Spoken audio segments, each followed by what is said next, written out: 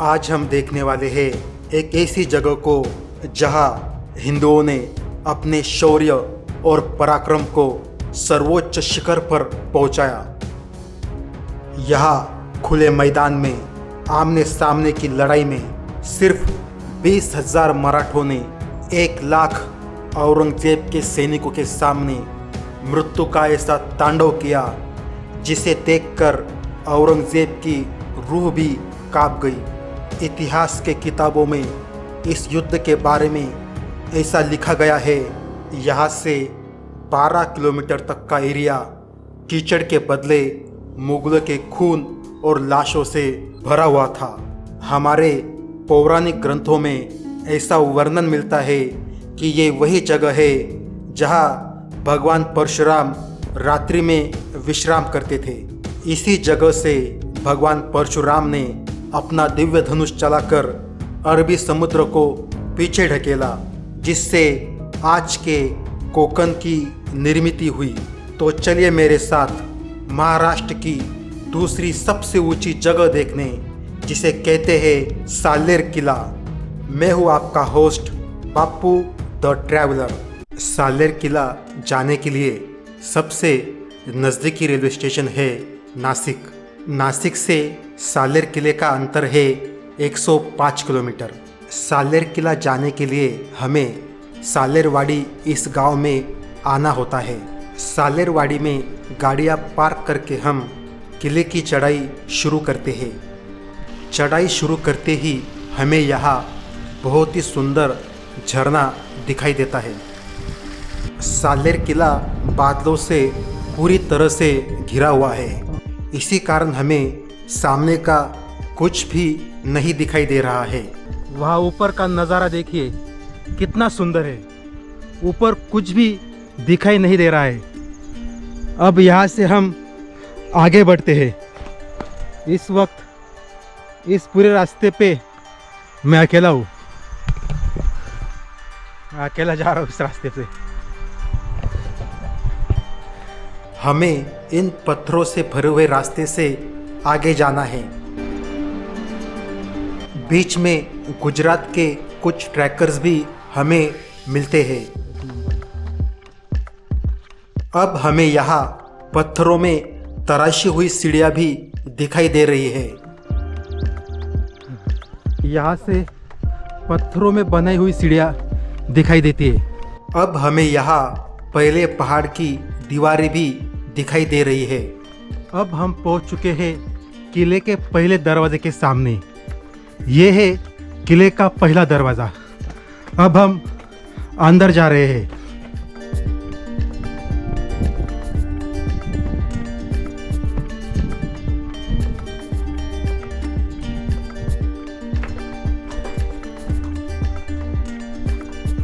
इस किले की सबसे ऊंची जगह पर जाने के लिए हमें 4 पहाड़ चढ़ने होते हैं।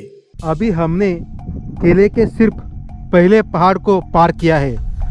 असली पहाड़ ऊपर, वहाँ ऊपर चढ़ना है, हमें उससे भी ऊपर जाना है। अब हम पहला पहाड़ चढ़ चुके हैं। यहाँ से बादलों से घिरा दूसरा पहाड़ दिखाई दे रहा है। अब हमें ये पहाड़ चढ़ना है। ये जो दूसरा पहाड़ है, इसका रास्ता कोई आसान रास्ता नहीं है। ये रास्ता बहुत ही मुश्किल और रिस्क भरा है। बहुत रिस्की है, बहुत रिस्की होता है। ये रास्ता बहुत ही रिस्की है। नीचे हजारों फीट गहरी खाई है। पूरा फॉग है यहाँ।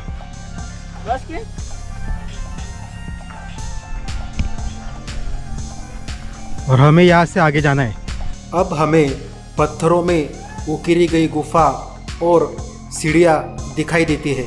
अब हम पहुँचते हैं किले के दूसरे दरवाजे के सामने।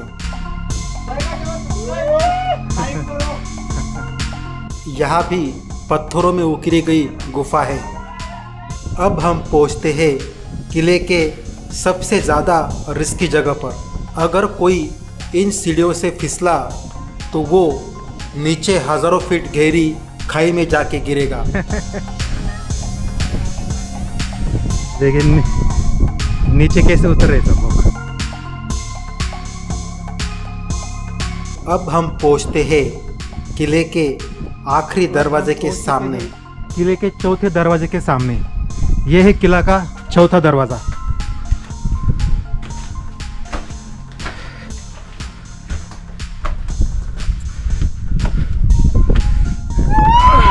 ऊपर हमारे स्वागत के लिए बंदर तैयार ही रहते हैं। ऊपर चारों ओर बादल होने के कारण हमें कुछ भी नहीं दिखाई दे रहा है। सामने का कुछ भी दिखाई नहीं दे रहा है, पूरा फॉग है। थोड़ी देर चलने के बाद हमें ये पानी का भरा हुआ चौकोनी कुंड दिखाई देता है। यहाँ ये बहुत बड़ा पानी का कुंड है।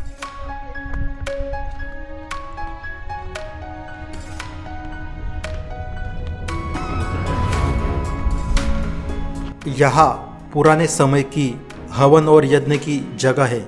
उसी के सामने पहाड़ों में उकरी हुई दो बहुत बड़ी गुफा है। इन गुफाओं में किले के सैनिक रहते थे। आगे एक बहुत बड़ा तालाब है। इस तालाब को गंगा सागर तालाब कहते हैं।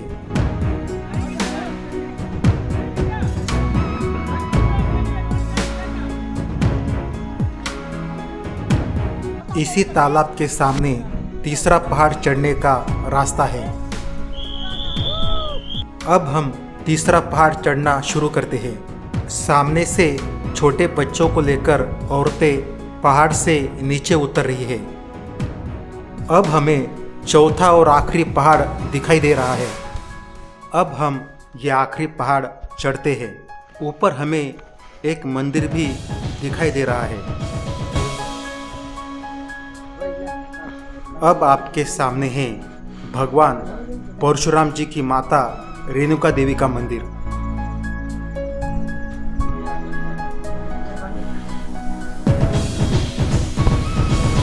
यह है भगवान परशुराम की माता रेणुका देवी का मंदिर।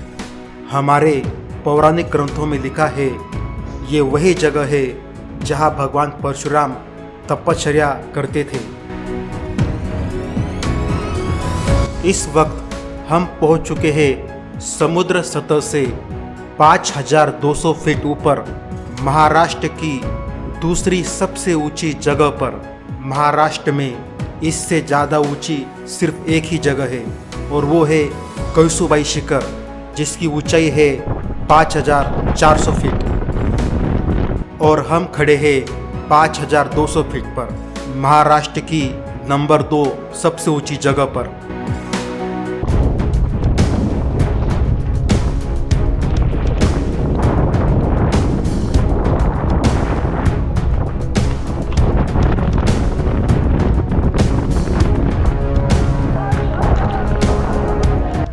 दोस्तों, फाइनली हम पहुंच चुके हैं महाराष्ट्र के सबसे ऊंचे शिखर कळसूबाई शिखर पर।